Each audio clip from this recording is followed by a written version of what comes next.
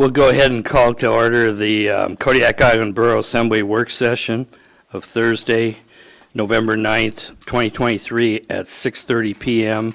and we are in the Assembly chambers. First item is citizens' comments. The local number is 907-486-3231. The toll-free number is 1-855-492-9202. Limited to 3 minutes per speaker.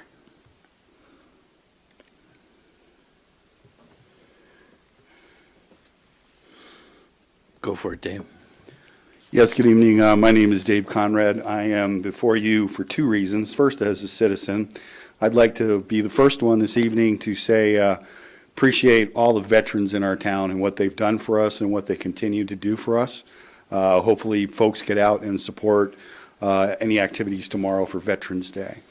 I'm going to put my borough employee hat on. I received a letter today, and I'm probably stealing some of the manager's thunder here, but we recently had our landfill inspection that's required annually by solid waste. Out of possible 395 points, we scored 390, and we have a 98.7% acceptance rate for that inspection, which I think I need to thank Jenna and Tom and Tommy and all the guys, Jeff, at the landfill, because they do a tremendous job. Most people, they want to throw their trash in the dumpster or the can, and they want to forget about it, but there's a whole lot more to processing and properly handling solid waste, and I believe this particular score is one of the best we've ever had in the years that I've been here. So I thank those guys when you see them. If you go out to the landfill, thank them. They do a tremendous job for all of us. Thank you. Anybody else wishing to come forward, please do so at this time. Any calls?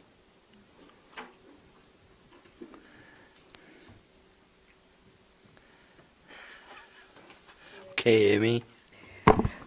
Hi, Amy Williams, Borough Manager. Dora is not with us tonight, so I just wanted to let everyone know that the next tax payment deadline is November 15th. If you are making your second half tax payment, it is due by close of business on November 15th. If you do not make it, there will be a 10% penalty charged on November 16th. Thanks. Thank you. Anybody else wishing to come forward? Hearing and seeing none, we'll move on to agenda items. First item is discuss resolution number FY 2024-11, adopting a state legislative capital improvements project priority list for 2024 legislative session. Amy? Thank you, Mr. Mayor. Last week we heard from Mr. Hickey, or I guess 2 weeks ago now, about his thoughts on how we should number this. For this week, we have included the proposed resolution plus the Planning and Zoning Commission resolution, that whole list that they went through. We've also included the City of Kodiak's list and both state and federal. And then finally, one of the other things that we talked about was the Community of Uzinki's list in the order that they turned it in, just to make sure we were following their wishes so it will show up that way on our list. We got a chance to talk with Mr. Hickey on Friday after he was here and talk to him about the potential of having a combined list with the City of Kodiak for our state priorities. He said in the past we've absolutely done that. We've gone so far as to, like, on even years, the borough gets number 1, the state gets number 2, and on odd years, reverse. So the city goes first some years and the borough goes. He said that they're not recognized like that. They look at every list that comes in, so there's really no benefit of combining them. So that led to the question of, do we put the city projects on our list? And he said, I was specifically referring to St. Herman Harbor because that affects everyone. And he said that it's always a good idea to show when something's really important to your community, whether or not it's your power or not. So he thought that that was a great idea. But as far as including projects off of their list, like taking a CIP list project from them and putting it on our list. He didn't think that was really necessary because the city does a very good job in advocating for their own projects. But just like that year when we passed the Testamina replacement vessel as our number one project, it would be something along with that. It's more making a statement than it is anything else for St. Herman Harbor. So hopefully with the extra information, we'll be able to spur a discussion on where we want to head. The St. Herman Harbor replacement project is on the city one from last year. I think we've talked that those estimates need to go up a little bit higher, but it's currently not listed on ours. So if that is something we want to do, we'll have to incorporate that in before we talk about it to pass it next week. I think that's all the new information I have. Okay. Discussion at the assembly level. Scott? As I recall, Mr. Hickey's testimony, he argued that given the financial status of the state, big projects were probably limited in their feasibility, and that we might focus on one or two maybe, but what we really needed was mid-level and low-level cost projects. Is that correct? I do remember him saying that, but that's just in the past, we've done different things. We've ordered them in priority. We've put a sentence in there that says these are the things that are important to us, but they're not in a priority number. I think even when we do that, they look at it as priority order. So it's just a matter of how you want to play the game. I mean, I don't think there is a right answer. I do know that, and I think Representative Stutes told us as well, that they've determined that over a certain level of oil sales, half of it will go towards an energy credit and half of it is going somewhere else. So even if the state does get more money, it's kind of already spoken for. So it's not going to, they're not going to be like, oh, let's pick up more CIP list items. So it's not going to go that way. So it's just it's going to be the temperature of the assembly on which way you want to go. Thank you. Larry? I was just scratching my head, but Gotta be careful. Not a whole lot up there. I'm in good company in this assembly. Excuse me. In any case, I think this is much ado about nothing. There's no state money. We have a list that's extensive, that's hundreds of millions of dollars. They're very expensive. There's no criteria for how we made the list. Projects are too expensive. There's very few small projects. And clearly, there's no island-wide consensus on what's really important to us. It's certainly not reflected when everybody has a long list. So I think then, if there's no money and there's not likely to have some and we don't have criteria, then a priority that I think Assemblymember shared, that we need it on the list to use it as something that we need in case the federal government provides money or we're writing grants, that we show a need so that if there is money, somebody can justify that we think it's important.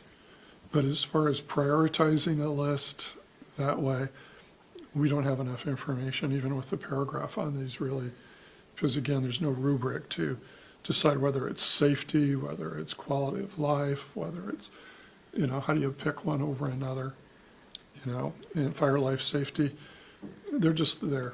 So I'll support the resolution. The other thing is, if you go back and see what we got last year, the year before, the year before, the year before, we think we're getting a Testamina that was at the top of our list. But it hasn't been a very successful enterprise. So again, much ado about nothing at this point. Ryan? Thank you, Mr. Mayor.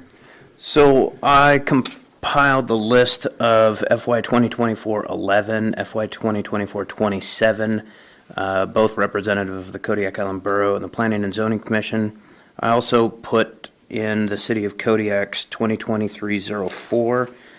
The capital improvements blended from all three lists is $321 million. Each of those things breaks down into 7 categories: healthcare, roads, school, life safety, recreation, electrical, and facilities. I would encourage us this evening, piggybacking off of Mr. Ledoux's comments, as an assembly, we look to those 7 categories and prioritize those 7 categories as we look through this list, and decide what should be on this list, inclusive of the harbor, which I put under facilities. I'm prepared to ask the clerk to make copies of this and distribute this if you want to look at it this way. I don't have a problem with getting a copy of that for everyone. Bo? Thank you. I lightly disagree with not having the ability to rank these. There could be more context for each of these requests, but I agree with Mr. Sherritt that we could rank these, and I'm viewing it as critical infrastructure needs need to be first and foremost, regardless of the cost. I mean, all of these minus a few are all $1 million or multi-million-dollar projects, but there's some that stand out to me when it says in the narrative that if this should fail, and it could fail at any moment, then an entire community is going to be without power or without water. To me, that is a critical need infrastructure kind of category that comes well ahead of recreation. So I'm viewing this coming into this new as kind of the must-haves and the nice-to-have. We all want safer roads. We all want sidewalks. We want paved roads. Those are all really nice things to have. But when I see that communities have dated systems that if they fail, it's going to be a health and safety issue, that's how I'm prioritizing. Clerk's making a copy of that list. Anyone else wish to talk? Feeling, having worked on it and been around it, is the harbor project. That harbor is failing. It's way outlived its life. There are some very critical parts of it that are not working properly. And if any more failure happens to them, they're not going to be able to service the vessels there, electrical being a major one. I think we need to work with the city on getting that one pushed if we can.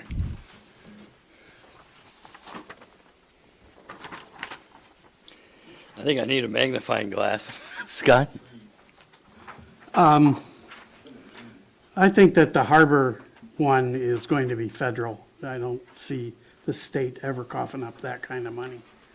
And I think we should include it on a federal list if we have one, which apparently our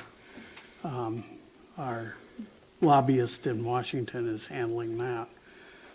For our choice, I would go with the community health center expansion. I think that's the critical issue here. It's a little bit less than the harbor one, not that much less, but that would be my big ticket one, and it's crucial for the community in terms of health and safety.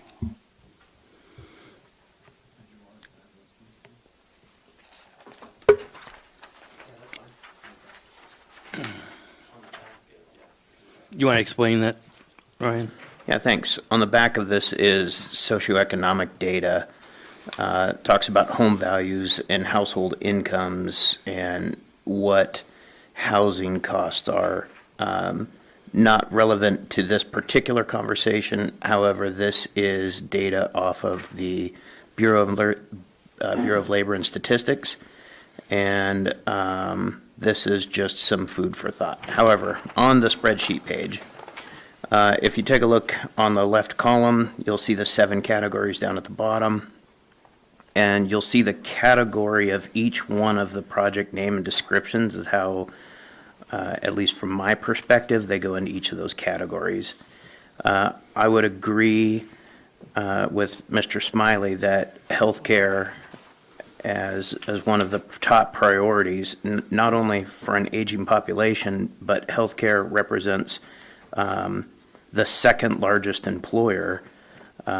First largest employer is the fisheries, obviously, healthcare, and then the school district is third, according to the Bureau of Labor Statistics. So from a socioeconomic standpoint, investing in healthcare is a triple win from an aging population, economic standpoint, and from an investment standpoint. Thank you. Thank you. Further discussion? I'm going to throw a few things in. I agree that the boat harbor, I think, should be number one on the state list. And part of the reason, Scott, that I feel on the state list and the federal too, is the state of Alaska has provided money for some of the boat harbors around Alaska. They're aware. We're not the only ones having problems, and they've been funding some of that. It's kind of been, I think one of the programs they had was a 50-50. The community provided 50% and the state provided 50% up to a certain dollar amount on there. The I have real heartburn with the Bells Flats commercial truck route improvements at $10.5 million.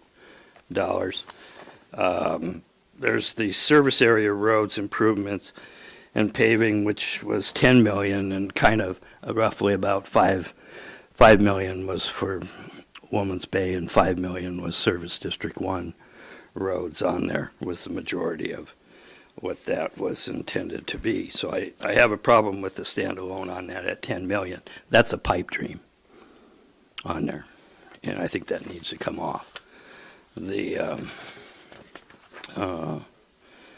But I would say the boat harbor first and the Kodiak Community Health Center expansion second on there, and we can go from there. Bo? Thank you. I failed to add, I agree with that, and that our harbor should be placed first, even if we're not directly contributing to it. Mr. Turner can correct me if I'm wrong, but we are the second leading fishery by landings in the state, if I remember that right. And I've been to many harbors now in the state of Alaska, personally and professionally, and ours is in really bad shape. It's shocking when you think of even just going to Seward and looking at, and Juneau, and looking at their harbors, which tend to, lean more towards the sport or recreational fisheries, but their facilities are fantastic. No docks are sinking. Boats aren't sinking because of dilapidated docks. There's no exposed electrical wiring when you're walking down the docks, or boards missing that people can fall through if their kids aren't paying attention. So point being, I agree with several people who've already stated that should be our top priority, whether we fund it or not. I think it's good to emphasize the need. Further discussion? Interested in what you're all thinking. Okay, Scott and then Larry. This is probably going to be unpopular, but I'll say it anyway. There are 10 requests from the city of Uzinki and 10 requests from the city of Port Lions. And there just aren't that many people there. And I don't think we can put 10 from each of those on our list.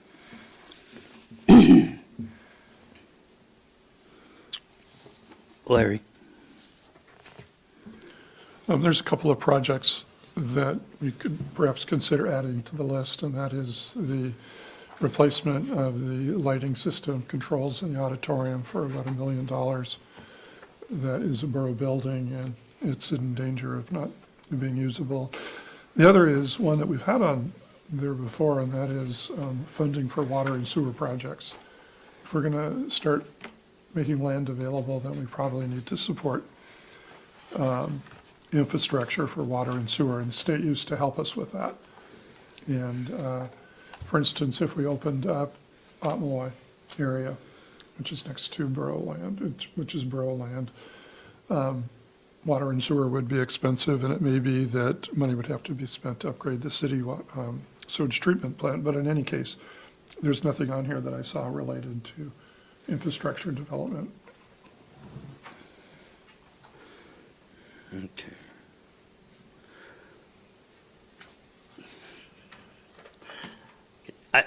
I will comment again here that I think we, probably from the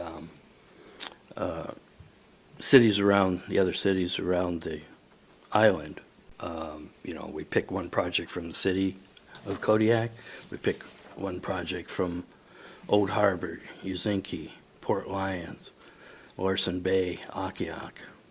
That's what I, and Carlock.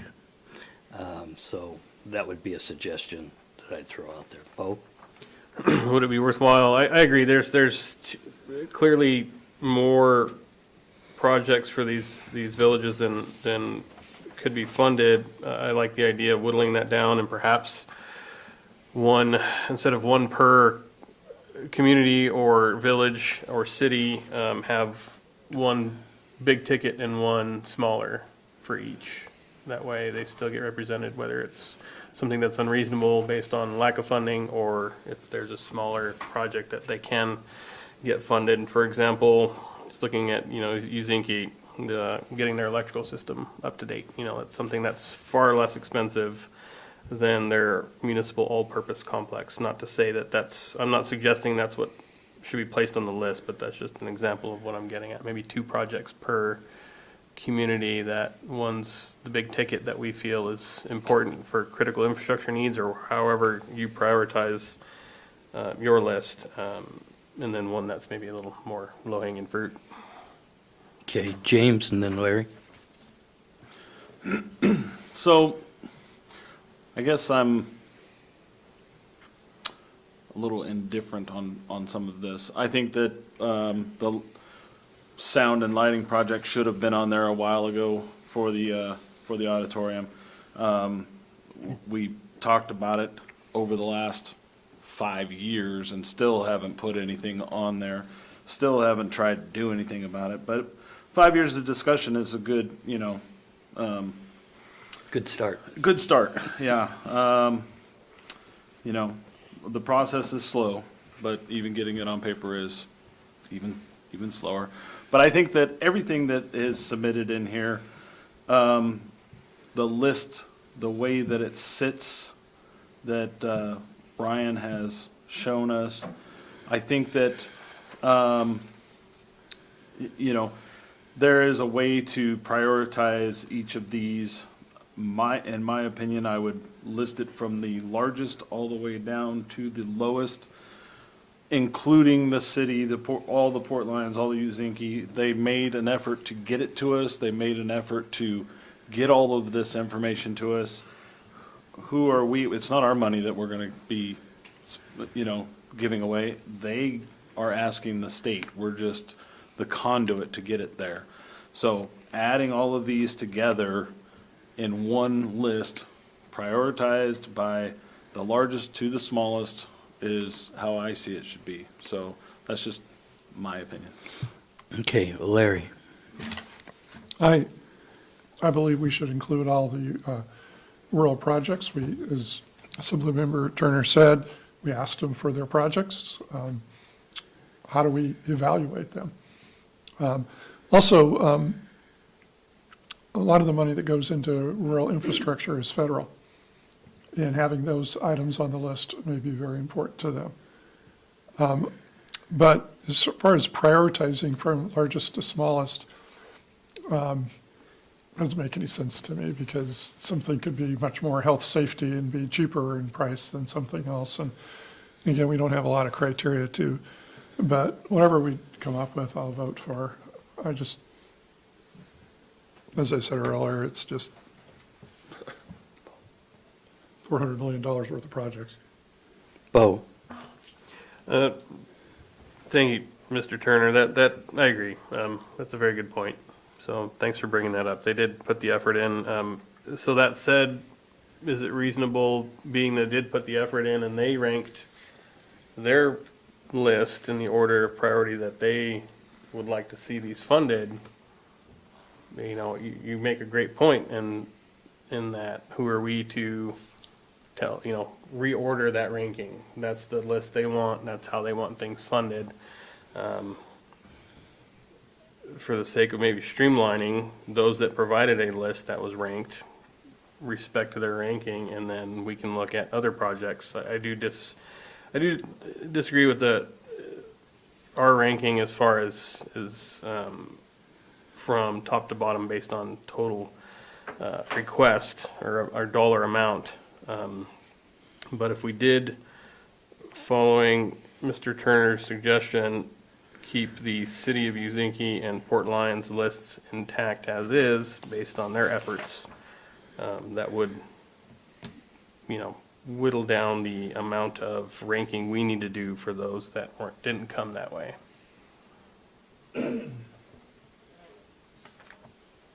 Steve, did you have your hand up?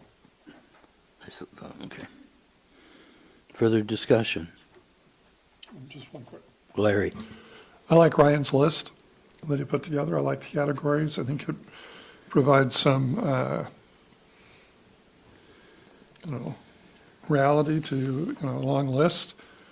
I think somebody could look at it and make decisions. I appreciate the work that he put into it, and I like the way the list is. There's nothing that says we have to put one long list. There's no reason we can't break it into the categories that he mentioned. And they're small enough that somebody can look at those and actually make some sense of a priority.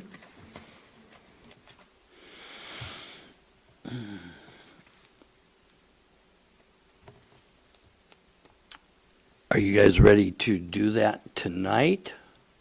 Or James? Are we talking about ranking them tonight? Yeah, or do we want to have another work session? Well, I'd like to see the lighting project put and sound in the auditorium put on this list before we go to that level. But if we were to rank them tonight, I think the list that is provided, I realize that it's not a priority list that was provided to us, but I think the list, the way that it sits right now, unless we rank them highest to lowest, the way that you're looking at it right now is the way that we should go, but the lighting project should be in there. Probably, I would say just under service area improvement and paving on, what is that, 1, 2, 3, 4, 5, 6, 7, 8, 9, 10. So it'd be line 11. Okay, and the list that you're looking at is the resolution that's in the The packet. list that I'm looking at is Ryan's list. Okay, well, I'm looking at two lists, so I'm Yeah, I trying to know. figure that The out. list that I'm talking about is Ryan's list, and if you count 11 down, that's where it would go. And then the one that says recreation on it would go down one, everything would follow. And then the city's priority list would go at the bottom here. So you would take these and move them over into this column.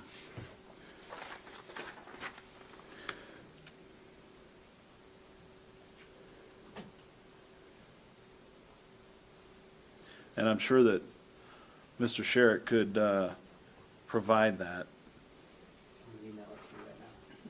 Okay, well, part of what I'm asking is, do we want to move forward with this, or do we want a little more information, bring this up at the next work session? It's not like there's anything going to be, any of this is going to be included in the governor's budget. James? I think that question should be answered by the manager at this point of whether or not it could be ready for next week. Because it is a pretty big or substantial change, merging all of those together and adding that one category or that one piece. Amy? Yes, I can rearrange a spreadsheet by next week, but I would need help with the cost on, the sound has been done at the auditorium, so that's not an issue anymore. We need some cost estimates on lighting. I don't know if The that's. city been done. has, not the city, the school district has quotes for what they call a lower quality, a medium quality, and a high quality. They And already a have Broadway those. quality, okay. So as long as we can get that from the school district, I don't see any problem unless you want to have more time once it's arranged to look at it. It's up to you. So as was just mentioned, I don't think we have to worry about making this in time for the governor's budget, so our next work session isn't until December 14th. So do you want to look at it next week, or you want to wait until December 14th to look at it compiled in a different way? In light of what Larry has said on the reality of the situation, that there not being much of a capital budget, I don't think it's going to hurt to wait and go over it in the next work session prior to, rather than trying to force this through. I like that better. So we will prepare a new version of 2411 with all of those projects ordered in the way that we just discussed? That's what you want to see? That's what I am hearing here right now. Scott, you had a comment? Yeah, I don't buy the long list. If you've ever received lists like this in the past, you blank out after a few pages, you know? This is just, I think it's silly to have that many. Well, it's an option. We've been going over this, and Yeah. it'll be another list in front of us that we can, I agree it needs to be whittled down, but I think everybody it helps to see it on 1 or 2 pages without all the narratives. We on have there, that so we can here. go over it. I understand, but I'd like it a little bit bigger. So, anyway. We can just- get you glasses, there's no problem. Ryan and then Larry? Did you have your hand up, Larry? No. Okay, Ryan. So out of this list, I propose that we prioritize the harbor, the community health, the water treatment plant for the city, back that as well, the city of Larson Bay spillway, and then all life safety items. So this would be essentially 4 projects in one category. I agree that a comprehensive list like this is extremely overwhelming. It was overwhelming trying to comb through and make this single page. So from a funding standpoint and from a review standpoint, as much as it pains me, I do agree with Mr. Smiley. However, if we went with 2 from the city, one that, in my opinion, is a top priority item, which is the city of Larson Bay Spillway, the community health, and then all life safety items, that would be my preference in how we push this forward. So I think that basically we've given some direction to the manager to come back, and we'll take a look at this again at the next work session. Amy? Sorry, the manager needs a little clarification on that direction. So do you want to see a list with all of these, or now do you want to see a condensed 2 list? lists, 2 different ones. So you want one with like 8 projects versus one with 50? One with about a dozen projects versus one with 50. Yes, I do. Thank you. Sorry, Assemblymember Sherritt, would you please review, so Harbor, I got Larson Bay, Spillway, and I know I got all life safety ones, but there was something that I missed between Yep, so Spillway. harbor, community health, the water treatment plant that the city is For- sponsoring. Chiniak? No, this is the water treatment plant, Kodiak. wastewater treatment plant, 1.9 million under facilities, the 3rd line on the right category. The city of Larson Bay spillway, which is number 4, and then number 5 would be all life safety, as in the category as the list is published. Thank you. Okay. Thank you. So moving on, next discussion item is assembly review of the Alaska Municipal League resolutions. Mr. Mayor, if I could, Okay. please, are we removing it off the regular meeting next Yes. week? And then Next we're work session. discussing it again at the next work session? Yes. And then placing it on the regular meeting? Yes, at the after next that. meeting? Okay, thank you. Okay. So back to the Alaska Municipal League resolutions. Who wishes to do a report on that? Amy, is that you or Nova? Nova. on. Thank you, Mr. Mayor. So these are the yearly review of the AML resolutions that are going to be presented at the annual conference. In the past, historically, what you've done is that you went through the list, and then if there's a resolution that is contentious, we place it on the regular meeting agenda for you guys to vote on. And since the mayor is traveling to AML, he will be voting on behalf of the Kodiak Island Borough during the AML annual meeting. So I'd be happy to answer any questions that you may have. Thank you. Anybody have any discussion on this? Jared? I just want to say, I like these resolutions. They're very well put together, and I think that we should support all of them. Okay. Ryan? Thank you, Mr. Mayor. I spent some time doing some comprehensive research on each one of these. I support all but one, Resolution 2024-06, which is in page 49 of the packet this evening. This is expanded funding for the NOAA and partners to complete mapping for the Alaska coastal zone.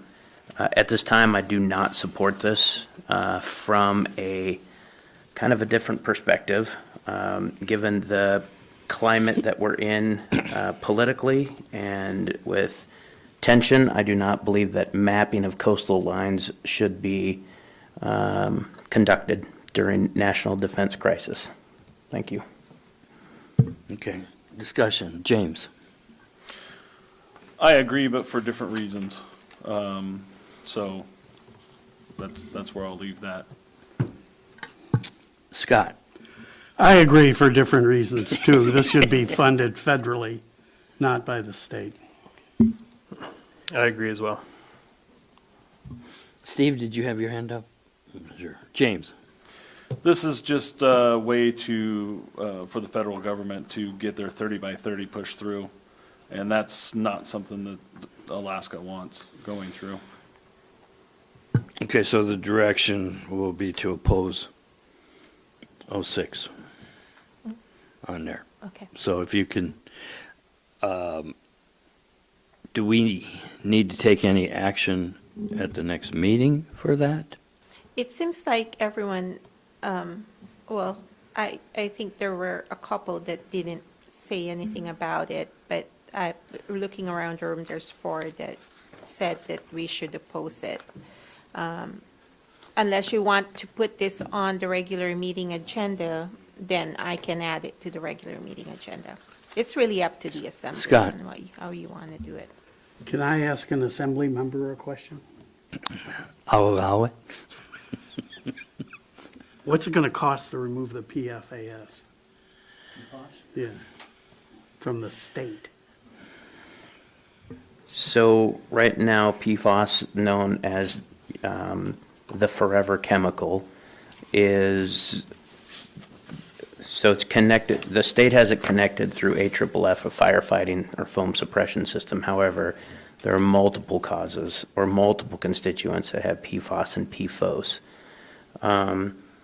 As far as the cost, right now, there's only 2 treatments for PFAS-related soil. One's thermal destruction, the other is a wash, and it's a chemical wash, and it's a caustic wash, and it's not very popular. So thermal destruction, so the cost of this from the state perspective is excavation, containerizing, shipping, manifesting, profiling. PFAS right now is only sampled through 3 labs in the entire United States, and the back log of that is about 6 to 8 weeks. We're getting PFAS results in 9 weeks commercially right now. So from a cost, you're looking at about $1,300 a cubic yard. Times that by the amount of cubic yards that you have here. This is bordering Superfund Yeah, dollars. that was my concern, is that this would just balloon to a huge amount and that it's unworkable for the state to do it. I think it's a federal issue anyway. Which one is? Number 2. Ryan, and then James, did you have your hand up? Okay. So the way that I read this resolution is that it is asking the state to take a supremacy over the EPA regulations so that the state can create the actual cleanup levels. We're finding this currently in our federal contracts on the commercial side, that the state has very little whereabouts, and the EPA is governing the actions that happen with Alaska. The way that I interpret this resolution is that this is an attempt to get the state of Alaska the power that it needs to control the soils of Alaska. Nothing further. Okay. Amy? So if you want to read more about this, there's an article on GeekWire about Eleanor. If you've heard about Eleanor, it's an 8x10 container that was successful up in Fairbanks on stuff that was contaminated for over 40 years. It's a new startup company out of Washington. So there is movement on the subject. So it'll be interesting to watch that happen and see if they can make progress. Larry? With regard to their resolution on housing, you know, at one point in time, I think the Assembly had a resolution a number of years ago asking the state to release state land to municipalities and boroughs in lieu of some of their obligations that they haven't fallen through on. For instance, you know, reimbursing us for senior exemptions, those kinds of things. I'm wondering if you could amend it and suggest that one way to perhaps make land available is for the state to start turning over some of the land that they own and making it available for public purchase.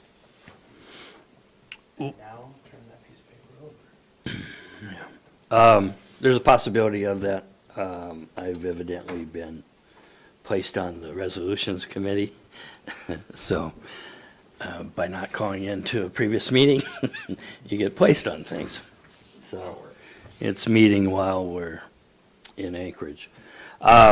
Is that something that we perhaps could create a resolution? We'd be better off trying to add something on there, but yeah, we'd also do a resolution too. The Anchorage has got a couple that some of us had some problems with on there so we'll see what happens with different things, but interested in what you think and all the way up until the December first week in December there, 4th, 5th, 6th, 7th, 8th. So, Amy?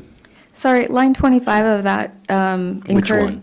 Of the one that, so let's see, it's page 10 of 13. It's resolution 2408, line 25, refers to encouraging the Alaska legislature to assist in making developable land available to local governments. So I think it's in there. Yeah. One of the things that we've had problem is the state, it encourages them to do that, but they haven't provided the local boroughs and municipalities with title to it, patent. And so it's been a problem with trying to dispose. We've had that problem originally with the Bells Flats property when the Kodiak Island Borough sold that in the early 80s. And then we also potentially have that problem with part of the Chiniak property that we've had ownership of for years. And so one can still sell it, but there's some issues there, and the state hasn't been very forthcoming in resolving them, which is unfortunate. So we'll see if there's something else we can add in there on that part. But further discussion on these. So with that, I'll take it as we'll move forward with them, other than the opposition to the NOAA one. And NOAA, you'll get me a list of that in the detail so I can have my marching orders. So thank you guys on that. That concludes agenda items. Next is packet review. First thing in packet review is the public hearing ordinance number FY 2024-8, an ordinance of the Assembly of the Kodiak Island Borough amending Kodiak Island Borough Title 15 Buildings and Construction, Chapter 40 Buildings and Lot Numbering, Section 15.40.080 Procedure for Addressing Newly Created Lots. Staff report, Amy? Thank you, Mr. Mayor. Our assessor is here tonight to tell us about this. Good evening. This is just trying to add on assessing and community development to be able to request addresses for properties through GIS that was moved from community development into IT, and we just are having a difference of interpretation. And so we thought cleaning up the code and making it available that it clearly says that assessing and community development could do it was the way to go. Any questions of staff? This has been an ongoing problem for many years, and I've seen some of the arguing going back and forth over the years at the borough, and I'm glad to finally get it cleaned up. Thank you. Thank you. Okay, moving on, we've taken the resolution off. Then we have other items. First one is approval of reimbursement to Providence Kodiak Island Medical Center for the approval from 35% design status to 65% design of air handling unit fan wall at a cost of $38,000. Amy, staff report. Thank you, Mr. Mayor. Our Engineering and Facilities Director, Dave, is here tonight to teach us about this one. Well, I'll talk about it. I don't know about teaching you about it, but thank you and good evening. We have formed the Health Facilities Committee that has been active for several months.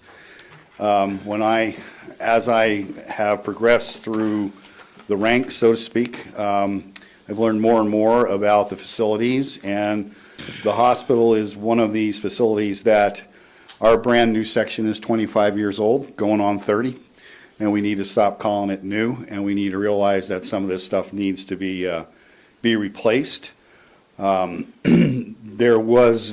few years ago, there was no functional communication between the borough and the hospital, Providence, and that has now developed, and after they have spent money on several projects developing pharmacy, laundry facilities at their own cost, they are now looking at the items that are on the various lists.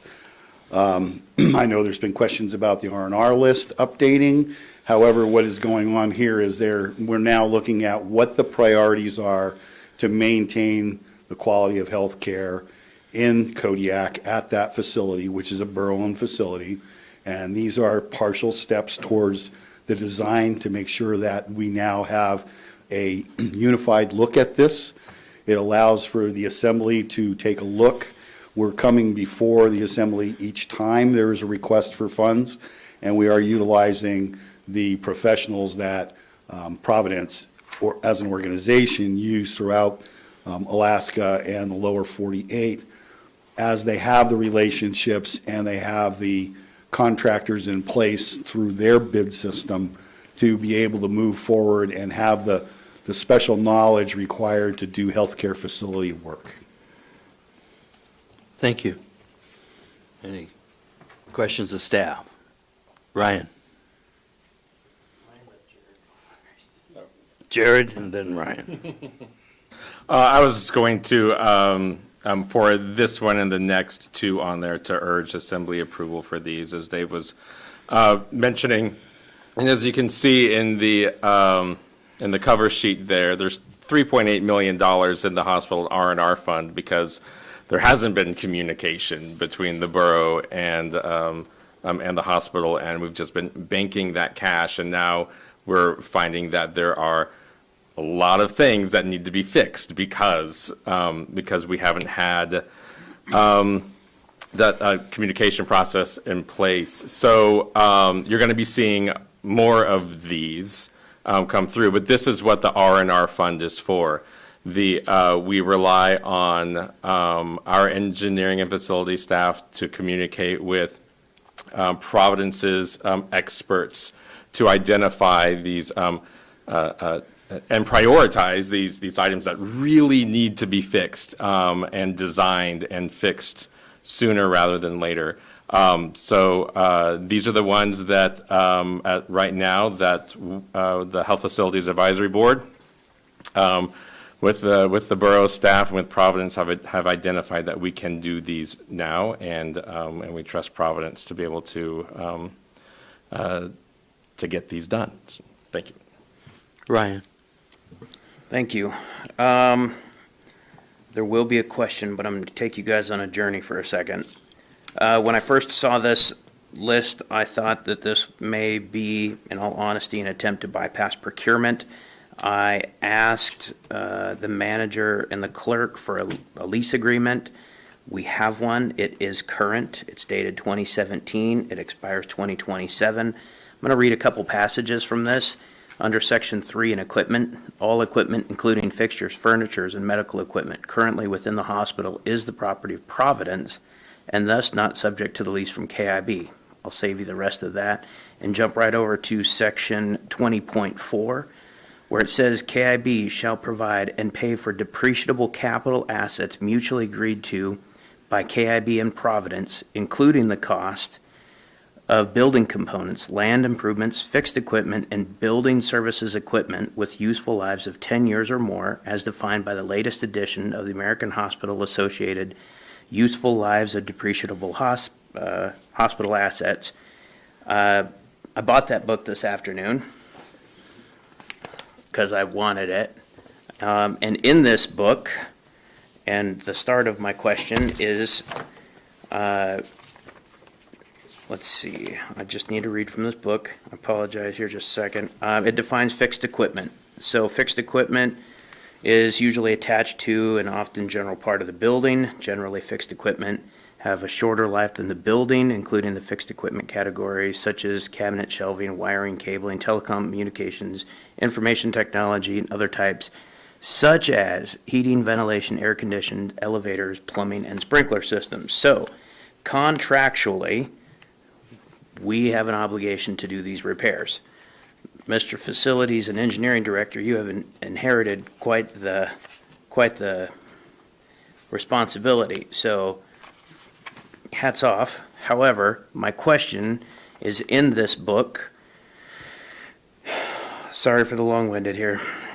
Section 1886D of the Social Security Act sets forth a system of payment for the operating cost of acute care hospitals, which Providence is an acute care hospital. This act requires capital improvements be ran through Medicare. Critical access hospitals are reimbursed by Medicare on a cost basis and not considered PPS hospitals. I dove further into the Medicare Act. I will give the manager all of these notes. My question to you, sir, is has the hospital attempted to get these capital improvement projects pre-approved through Medicare, which was recently authorized in November of 2022, or do they even know about it? I believe that they do get all of their projects pre-approved, but they take them to a certain level prior to taking them to the proper authorities. Let's put it that way. I don't know if it's Social Security per se or Medicare per se, but I do know that all of these are reviewed and approved prior to. Thank you. So Medicare will reimburse 85%. I don't have that semantics. Okay. Because my understanding of Medicare is they are not necessarily reimbursing for facility per se. They're reimbursing for the actual services provided to that patient. What portion of that is dedicated to the lease? I was never involved in lease negotiations, so I don't have that answer. So again, I'm going to give that, may I continue? I'm going to Continue. give this information to the manager, and it quotes Code of Federal Regulations where the Medicare is required to fund this under the Code of Federal Regulations, 42 CFR 412.308, 412.312. This is all highlighted, and this is in that $100 book that I bought today, the estimated useful lives of depreciable hospital assets. However, that being said, with the review of the lease, and I appreciate staff getting this for me today, this is our responsibility, unequivocally, and I bid you good luck with this. I do have the same engineering report that you have, and I will tell you that engineering report from HZA Engineering Solutions is probably one of the best engineering reports I've ever read. So this is by far a valuable report, and I will summarize it for those that have not had an opportunity to read it. We need an entire new chilling unit. We need ducting, because the ducting that was installed are as-built, say it's 48 by 48, however, it's 48 by 24. It's undersized. We need new controls. We also need to replace the coolant system that is currently 100% water to a 50-50 glycol mix, which will also include new plumbing systems. When we put in the additional facility down below, we did not do any resizing or air balancing of the building, and when they inspected the facility, the entire air handling unit was only operating at 33%. So, of course, nothing is going to look good at 33%. The only way that they can make this happen is with new technology and getting rid of certain devices that are installed in line right now, but this is a significant expense, and the borough should be prepared to, once we start this, see it through. Thank you. Thank you. I appreciate the information, and I guess part of it is especially the deficiency from the time it was built. And there were many times on the course of the hospital and also on the KFRC building on Near Island where value engineering change orders were issued. And I seriously wonder if this might have been one of those problems areas. Ryan? On that token, I would love to see facilities and engineering go through a facilities commissioning process when we're done with this to make sure that tabs are completed. Go ahead. Sorry. Or yeah, I can't say that. Yeah. I'm done. You're done, Ryan? Okay, that's your... All right. Dave? So I will say this, that is the way that the borough has saved money in the past, is, you commission a building that's empty, and it's not reflective of how that building is going to act when it's fully loaded and functional, and there's doors opening, and there's bipedal organisms walking around in there raising heat and sucking up heat and stuff. They also have a bad habit, the borough's had a bad habit of not asking for red lines. And the hospital is the perfect example because there was no record of that undersizing of the ductwork. This building is so frustrating. I agree with the manager. If somebody offered me $12, they could have it. Sorry, Amy? I did try to sell the hospital on several occasions last week. That's what Mr. Conrad is referring to. And the long-term care center and KFRC when I was in that meeting as well. Just so not all hope is lost as we go through these next three projects, in the lease, which Mr. Sherritt asked for and then I read today, so I feel a little more familiar with it, it says that our monthly lease payments may be amended pursuant to Section 6.2 due to increased costs associated with renewal and replacement. So there is room for us to ask for more money from Providence to help pay for some of that stuff. So I think if you're interested, or I can just send it to everyone, this lease, it isn't that long. It's not a big, scary lease, but I think it's interesting. I'll send that out to everyone so that you can know what we know. Thank you, Amy. Scott? Are we setting aside 10% of the lease payment for R&R in the future? Because we're going to blow through this 3.5 million in no time. We are not. We should. Yes, we should. It's an enterprise fund, and all monies are staying within that fund. So, yes. Yes, they are. Okay. We are not pulling any Well, money we out do of it. have a specific amount, an annual replenishment for the Right. hospital enterprise fund of $100,000, but that's not going to be Yeah. 10%. The question is, are we taking any money out of it? No, we are not taking any money out of that enterprise fund. Every dollar we get from Providence is in there. Is it adequate? The answer is no, it is not adequate. And we're going to blow through $3.7 million very quickly. We can do that in a year. we've also been spending money, you had mentioned, Jared, that, it's just starting. No, it hasn't. We've been working, you got to remember, we spent almost $2 million on a concrete wall 4 years ago that started. So we're continuing to spend money there. We have been. But we're seeing certain parts of it, and we're not seeing everything. And even a slightly comprehensive list is going to blow through this money in a year and a half.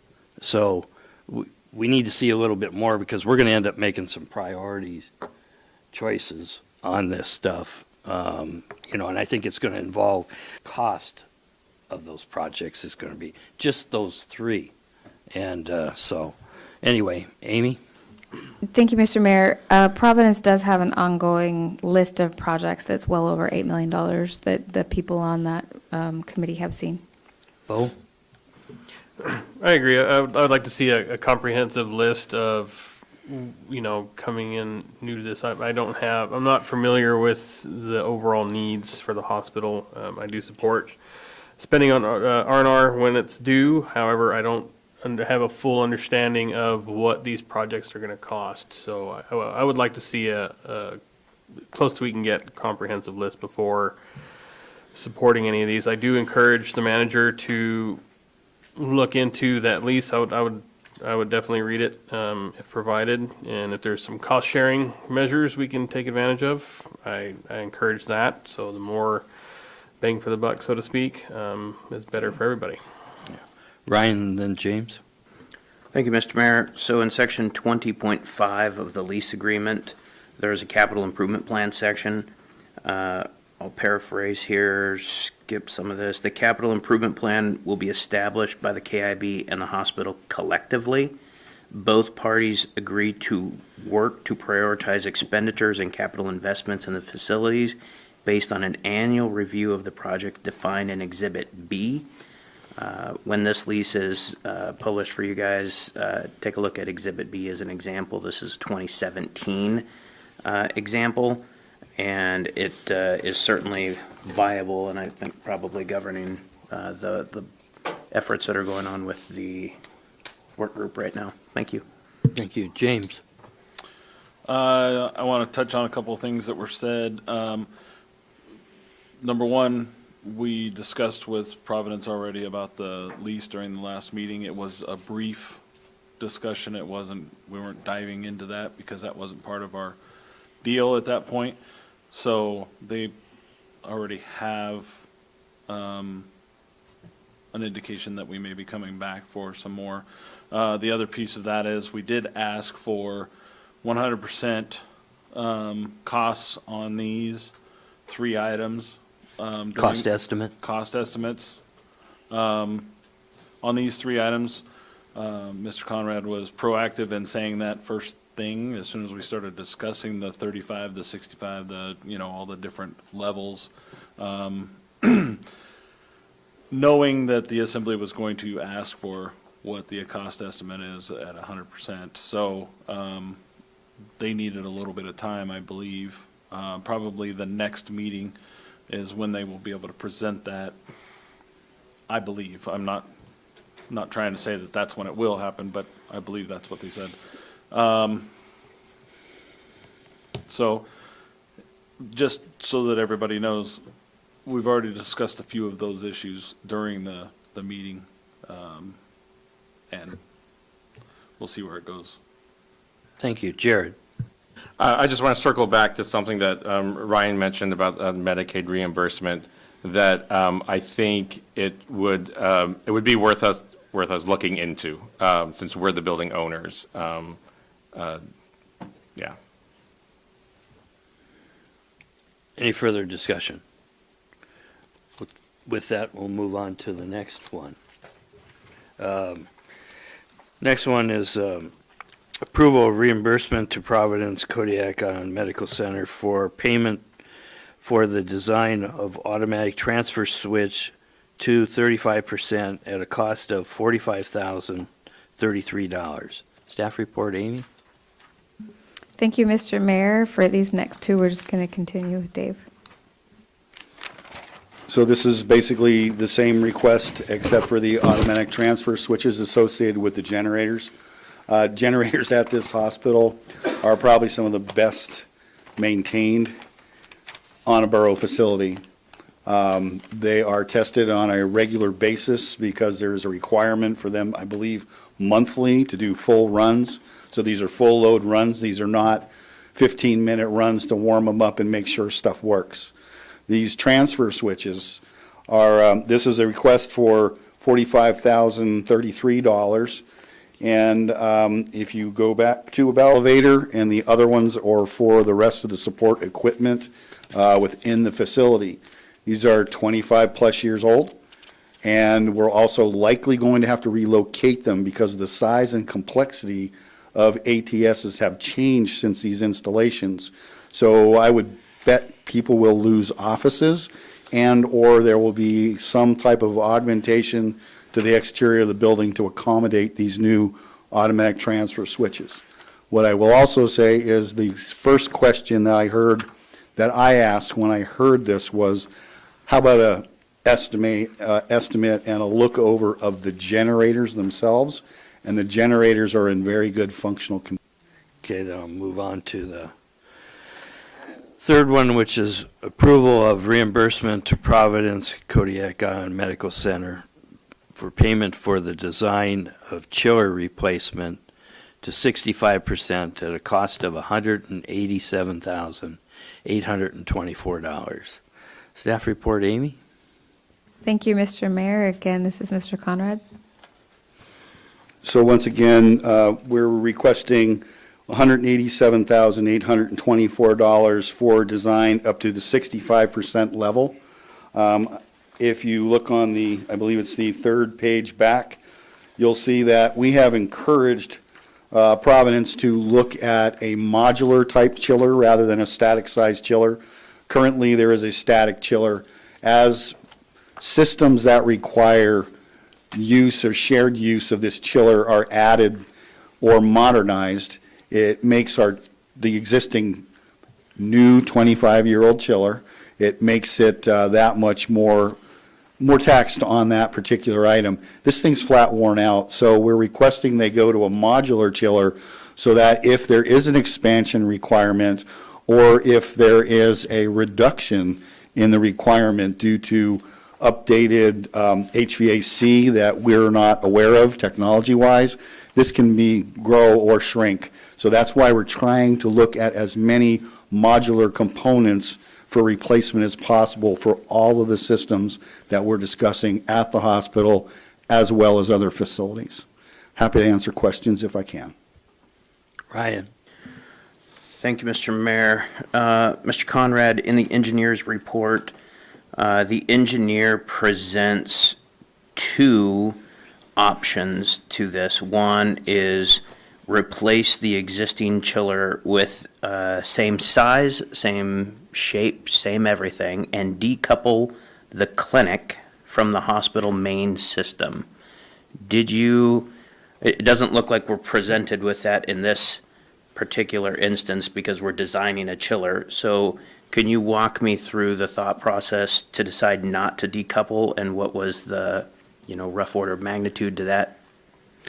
Well, I can't give you a rough order of magnitude, but I can tell you that there was a decision made years ago to add the KCHC section on, and at no point in time did anybody worry about upsizing the requirements.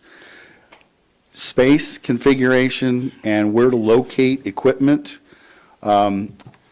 this is a conversation that we're going to probably have within the next month or so when we get the whole workshop presentation on the facility. As far as square footages, this is personal opinion now. I believe that the KCHC, due to other external factors, i.e. clinics closing, potential of additional clinics closing, are overmaxed within their space. So consequently, perhaps that space that was built for KCHC in the future could be repurposed for another space that would not tax the chiller system as it currently does. Continue, Ryan. Thank you. So I would still like to see what this alternative would cost. I don't know if the advisory board has even read this note or considered this option, but two systems as opposed to one larger one, I would just like to know what the difference is. I could ponder what the price difference is, however, I think that's out of my purview. So I'd like to know what the alternative would cost. Continue, Dave. I'm happy to ask that of their facilities staff. I'm sure if there's any large amount of work to go down there, we'll probably readdressing the cost associated. Any further, Jared? The total, I think or not the total, the ROM for the chiller replacement is about 1.8 million. Does that 1.8, Dave, do you know, does that reflect the option 2, the modular option that we're going with? That's correct. Okay, all right, thank you. Any further questions, discussion? Okay, we'll move on to the next item, which is approval of the Parks and Recreation Committee bylaws. Staff report, Nova, I'm assuming that's you? Thank you, Mr. Mayor. The Parks and Rec Department or committee met on October 24, 2023, and adopted their bylaws as shown in the packet. Okay. How does this compare with this is the bylaws we already have for the Parks and Rec? There's no changes? This is the first time that they adopted bylaws. Okay, but it's the They've bylaws that have always- been on the books. They've always followed parliamentary procedures because that's the adopted Okay. procedure in the code. But they are allowed to adopt their own bylaws. So how does this, who drew this up? Where did this come from? I did. Okay. And How does then it- they made very minor changes, I Okay. believe. How does this compare with other committees, bylaws? Pretty comparable, Okay. Yeah. So you're supporting this? yes. Okay. Questions of staff? Seeing none, we'll move on to the next item, which is approval of the amendments to the Solid Waste Advisory Board's bylaws. I'm assuming, Nova, that is you? Yes, so the SWAB board had bylaws before, and this time they are making some changes. I believe the major change that they are making is in Article 4, which is quorum and voting requirements, where they are allowing participation at meetings by members of the board by teleconferencing.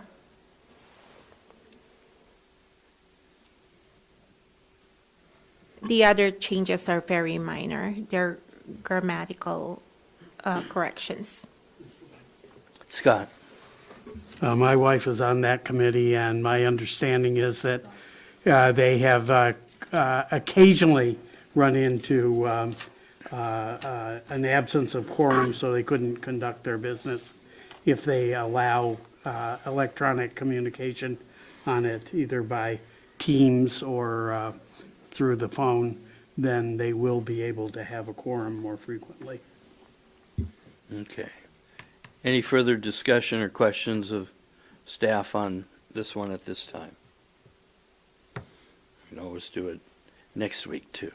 So that goes over the packet. Next item is manager's comments. Amy?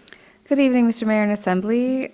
This week, we were contacted by one of the service district contractors who was no longer interested in continuing for snow removal over this winter because they were losing money. So Mr. Conrad is working with them. We got some new numbers in from them, and we're going to see if it's doable. We're trying to ensure service for those service districts. I think this will eventually lead to a conversation and a vote for combining some of our service districts to better make it easier to give them the services that they need. Dave already told you about the landfill inspection, taking away all my thunder, but congratulations to the landfill staff for a really great job. Our Housing and Urban Development Pro-Housing Grant application was submitted on November 3rd for the hospital future needs study and space analysis. That was going to be on the agenda for tonight, but we have postponed that because there were some questions on how different entities were putting in their numbers to confirming use of space and patient numbers. And we just want to make sure that everyone's using the same formula so we have accurate data. So we're working on that. We still have 2 jobs that we're advertising for in finance, an accounts payable technician and a payroll technician. I left in the CIP list information from last week in case anyone was curious about the size of the outlying villages. In engineering and facilities, staff is ready to meet with the newly named solid waste contract committee members as soon as that meeting is scheduled. At the landfill, we are due by the end of November to get our new excavator in, so that will be nice to stop paying Brecken those rental payments. At the KFRC, our discharge permit public notice ended. No one commented, and now we have a review period from ADEC. We anticipate that permit to be in place January 1st, 2024. That's also another conversation that we're going to have about leases and contracts and who should pay for what, because I have some questions about the Kodiak Island Borough paying for discharge tests for NOAA and Alaska Department of Fish and Game experiments. I don't think that's listed anywhere in our powers, and so we want to have that discussion. With the school district, the North Star project was, the final inspection was conducted on November 4th, so that project is closed. We are having design work done for the east roof and the North Star roof and skylight replacement project being done. For Carluck, that trip was canceled twice this week due to weather, so we don't have a new date, but we still have a trip to Carluck to replace the stuff that we promised we would replace. We're going to try to go out with the Kodiak Island Borough School District when they go. However, they don't have a scheduled time as of yet. For Peterson, Dave met with the contractor last week. We're going to continue doing regular meetings to make sure that those materials get here. We anticipate work to start in spring if the weather is permitting us to do so. The leachate treatment plant process equipment is all functional. That is still getting dialed in. Anticipate the final completion to close. Date is probably going to be moved a little bit. We are still finding items that need to be complete, but the job is substantially completed as we go into the winter. Stage 3 closure, the final as-built has been delivered, and the payment and notice to Alaska's, I don't remember, what's DOL stand for, Dave? Thank you, Department of Labor. I should have guessed I would have been right.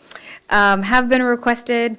Health and Facilities Advisory Board, we've talked about that a lot tonight, but the next meeting is scheduled for December 11th, right before we go into the holiday season. And the Borough building, we have not hooked up the new transformer yet, so we can't finish that until the transformer is hooked up from KEA. In finance, I've already told you about the next payment due date, which is November 15th, and that they're advertising for 2 people to work there. In IT, we're getting some great updates from our new IT director on what they're doing. Lots of projects going on. Right before our last director left, he ordered a 2-factor authentication system. So our new director is learning about the system that was ordered and looking at getting that in place. As you've walked in the front of the building, you may have noticed that there's a TV on the left side of the hallway above the desk. Our goal for that is to put public notices, meeting minutes, tax deadlines for both the city and the borough on there, just because people respond to moving pictures better than they do signs that are posted on the wall. So Michael in IT has worked with that, and he's created instructions for users, and we're going to figure out how to keep that updated as another way to let people know what's going on here in the building. In assessing, they are still prepping for that November 15th mailing. They have postcards ready. There's a proof in there on the top of page 5 that you can see that's going to be sent out. The other side is just a return address for the borough and their address. And then on this side is just a reminder to those folks to make sure that they get their applications in by the deadline, which for 2024 is January 16th. They are currently going through business license and working on the letters to get sent out from last year's information, and a lot of people in there are stuffing envelopes. Up next, they are entering results of inspections actually into the software and working on new building permits and new discovery changes that occurred after we actually certified the role. In community development, they held a work session on November 8th. They're talking about ADUs.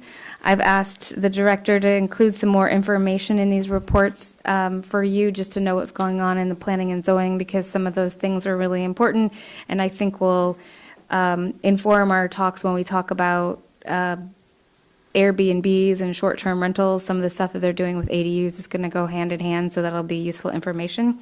And I already told you about the pro housing grant. I think at the last count, Chris told me there was 105 applications, and they went in from the small to all the way up to an entire state putting in a request for those. So it's luckily we don't have to compete against the state of Maryland, right? Because they've said that some of them will go to small rural areas and some will go to urban areas. So 105, I thought it was going to be a lot more than that. So with 20, we have a 1 in 5 chance, all things equal. So that's kind of exciting. And community development really put a lot of work into that, along with Megan Christensen. So thank you to Chris and Megan for all their work in getting that in. And that's all I have for tonight. Questions of staff? Ryan? Thank you, Mr. Mayor. Madam Manager, could we talk about the very first item on here with your service districts? As I understand this, our service district contract is expired. Our contractor didn't want to go into the year with the current rates, and now we're working with them for new rates under an expired contract? So what we're doing is, they told us that they are losing money by providing those services if they kept their rates the last time those rates were updated. And we asked them, what does it look like for you to be able to do this? And so either we have to create a new contract for them and put that out to bid and see if anyone else wants to do it for those rates, or work out something with them to provide services on a instance by instant, like an event by event basis. We are just in the process of looking for solutions on how to try to meet the needs of the people who live in those two service districts. Ryan? How far out of expiry are these contracts?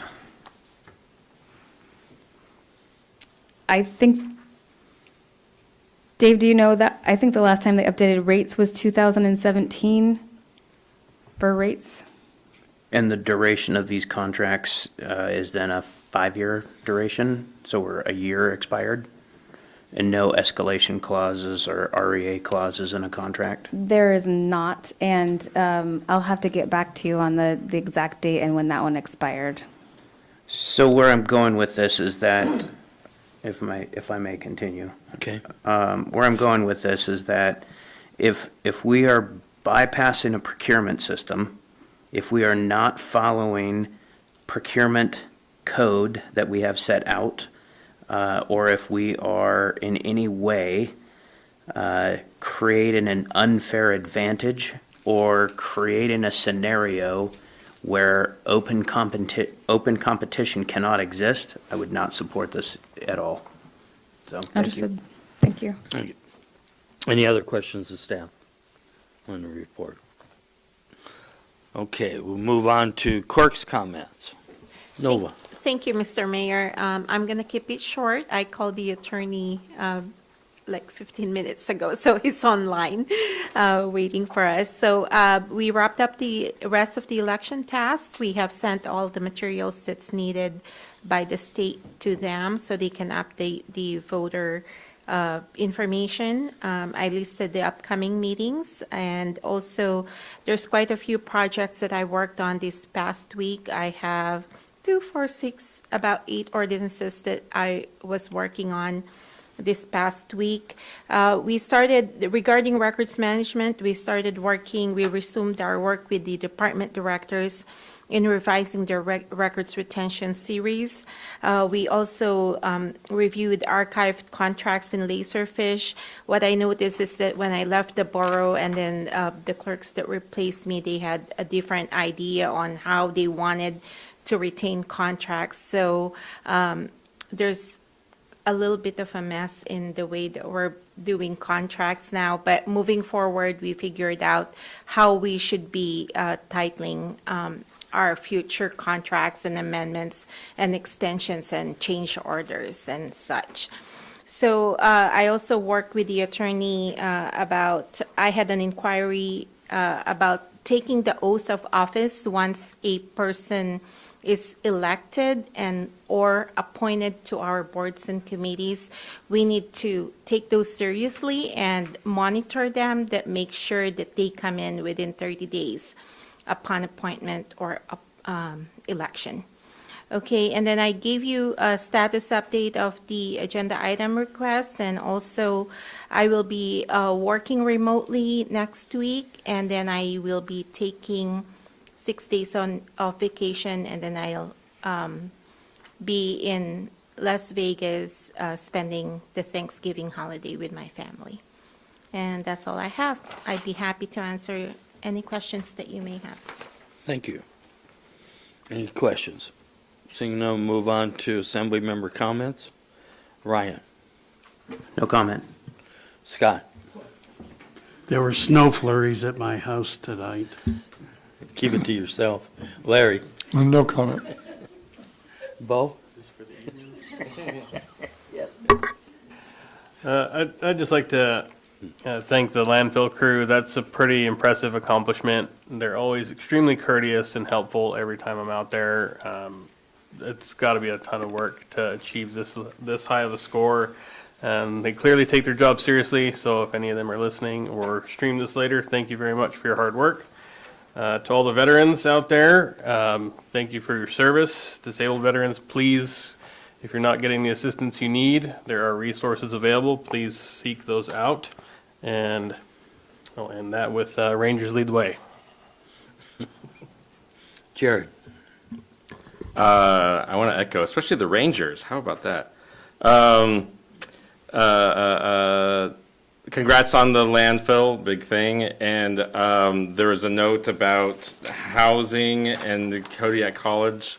That land is owned by the University of Alaska, and Chancellor Parnell is very, very open to, last time we talked to him a couple of months ago about this very issue, he was very, very open to ideas and proposals and opportunities. There are some issues about a university owning land and putting residences on them because there's liabilities and frat houses and things like that. Not that that would happen here, but it's owned by the University of Alaska. So Kodiak College's 2 cents might account for about 2 cents of of that. But I think if we were to put something together and identify something, we would have Chancellor Parnell's ear for sure with that land over there. And I won't be here next week. I'll be at a conference for the University of Alaska. So have a happy Thanksgiving, because I won't see everybody till after Thanksgiving. Thanks, Jared. Steve? No comment. James? No comment, thank you. Okay. Mayor's comments. The only thing I'd say is, once again, like I said last week, be careful out there. When it's overcast or dreary weather, it is dark out there, both in the morning and in the afternoon there. It's nice when the sun's out, gives us quite a bit more visibility, but when it's not, it is treacherous out there. So everyone, please be careful, and we'll see you next week. So with that, I'll adjourn the work session, and we'll take a 5-minute break and then go into a special meeting. Thank you.